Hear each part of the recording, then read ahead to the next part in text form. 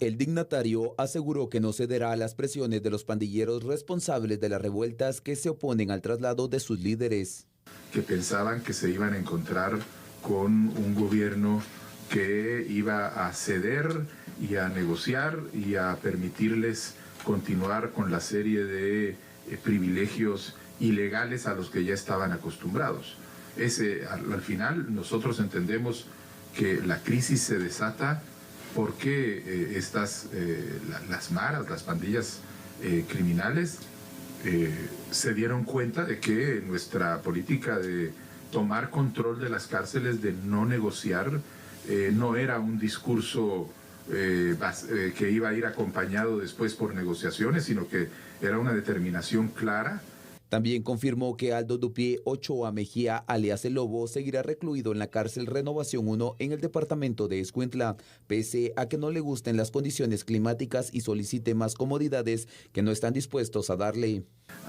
¿Quién era El Lobo? Me regresan mi cama king size y me regresan mi aire acondicionado porque no me gusta el clima de Escuintla.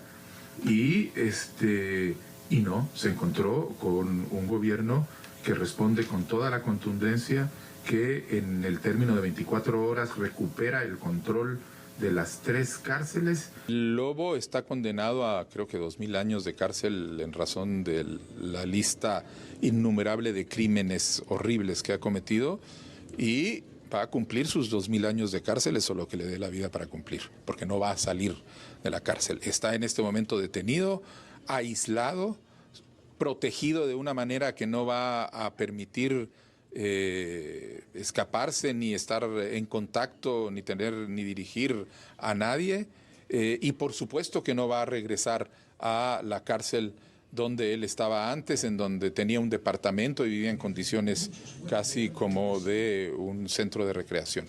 Así que la población de Guatemala puede estar segura, ese líder criminal y otros cabecillas criminales han sido arrodillados ante la ley y ahí van a permanecer.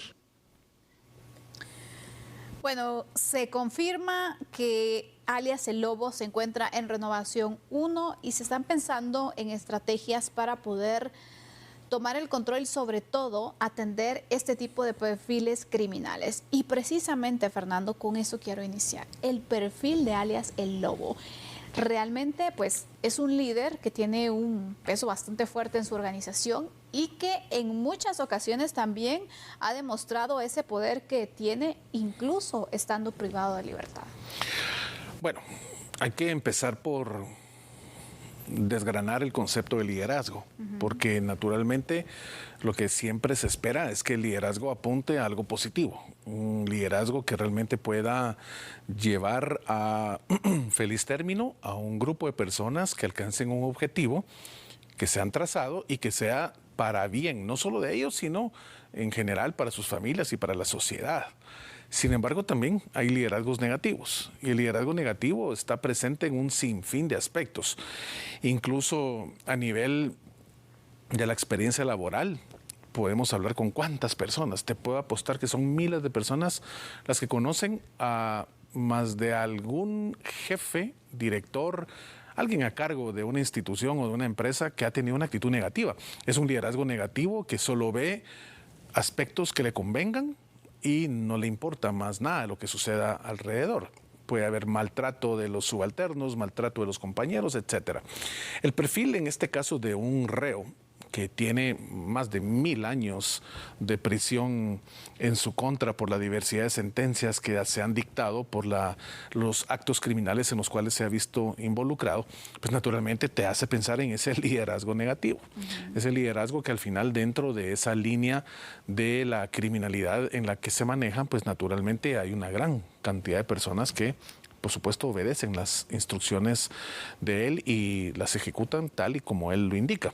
Entonces acá el Estado debe transformar su trabajo de una manera en donde la coercibilidad que siempre hemos hablado es súper necesaria en el trabajo diario que el gobierno realiza representando al Estado, debe ser percibida de una manera fuerte, de una manera contundente. Y para realmente acallar este tipo de liderazgos negativos, pues el Estado debe incrementar no solo su imagen, sino su presencia y la forma en cómo transmite la información de lo que está realizando.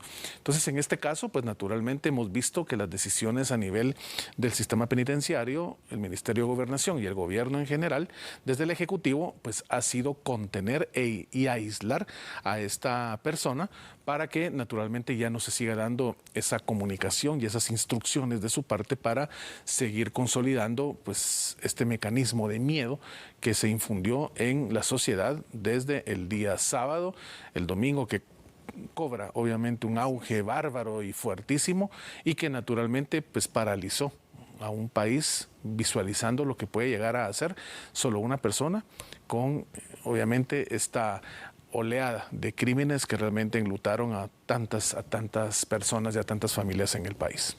Se analizan opciones para poder neutralizar a alias El Lobo y sobre todo el poder que también ejerce dentro de su estructura. Una de estas opciones es el trasladarlo al CECOT en El Salvador, que es lo que se está previendo, se está analizando también. ¿Esta opción es viable hablando legalmente, Fernando? Sí, por supuesto, es viable. Incluso El Salvador y Guatemala tienen convenios firmados desde hace varios años en cuanto a traslado de este tipo de personas. Hoy el CECOT se ha convertido ya no solo en una cárcel que tiene aprisionados a todos los pandilleros salvadoreños, sino que el presidente Bukele empezó a ofrecer el servicio internacionalmente para poder resguardar a presos que no se quisiera tener en países, sea cual sea, y él, pues por una cantidad de dinero, naturalmente ofreció tenerlo resguardado allí. Entonces, Guatemala puede, por supuesto, entrar en esa negociación, hacer única y exclusivamente un convenio específico, ¿verdad?, con El Salvador para manejar este traslado. Ahora bien, tiene sus aristas. ¿Por qué? Porque naturalmente estamos hablando que Guatemala se maneja en demasía por lo que se estipula en los convenios internacionales en materia de derechos humanos que han sido ratificados por el Estado. Sí. Y un traslado de esta naturaleza tiene jurídicamente un requisito que podría convertirse en la complejidad de la decisión, y es que ese requisito es que el reo esté de acuerdo en su traslado. Guatemala hoy está, pues obviamente ya con una ley en la que se declararon terroristas a los pandilleros, y entonces te puedo asegurar que está en ese proceso de lograr realizar una estructura de cambio y de movilización de este personaje al CECOT, en donde simplemente su decisión como reo no sea un elemento sine qua non que realmente deba agotarse para que se perfeccione ese traslado.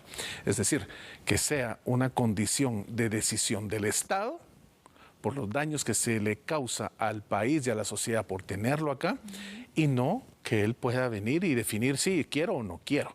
Simplemente se traslada y punto. Entonces, hoy por hoy ya El Salvador le presta este servicio a Estados Unidos. Estados Unidos envió desde el año pasado a varios miembros de la pandilla internacional venezolana Tren de Aragua. Donde tampoco se tomó en cuenta si querían o no. Exactamente, claro. Estás hablando de un ordenamiento jurídico diferente, el de Estados Unidos al de Guatemala. En Estados Unidos no se le pregunta nada al reo porque el tema de cumplimiento de los derechos humanos no es como en países como el nuestro. Acá dependemos realmente de la opinión y de lo que se diga internacionalmente en materia de nuestras decisiones, y si se llega a afectar los derechos humanos, en este caso de un reo, pues se nos viene encima una serie de opiniones y condenas internacionales que realmente Guatemala no está preparada ni sabe cómo manejar, porque dependemos de ese aspecto internacional. Así que se puede, sí se puede. Definitivamente tenemos la viabilidad, tenemos el derecho internacional, tenemos ya los convenios existentes desde hace mucho tiempo. Solo es de encontrar el espacio para que esto no sea una decisión del reo, sino que sea una decisión del Estado, en función de lo que siempre hemos dicho. Debe prevalecer el efecto positivo, lo que le conviene a la comunidad, y no el del derecho de un particular. Así que por ahí la Constitución ya te abre el espacio para definir el camino y jurídicamente, por supuesto, trabajo de los abogados en el sistema penitenciario, en el Ministerio de Gobernación y naturalmente a nivel de Cancillería para encontrar esa viabilidad y te apuesto que sin ningún problema SECOT va a estar recibiendo a los reos guatemaltecos que así se decía por parte del Estado de Guatemala. Fernando, bajo el escenario que se logre encontrar las formas jurídicas de poder hacer el traslado de alias El Lobo, ¿crees que Guatemala está exportando su problema o lo está neutralizando? Bueno, realmente te digo, no podemos tapar la luz del sol con un dedo. En Guatemala eso es imposible. Y la realidad es que el sistema penitenciario hoy ha demostrado que no tiene la capacidad realmente para contener a este tipo de personajes y pues esto fue más que demostrado con lo sucedido el fin de semana.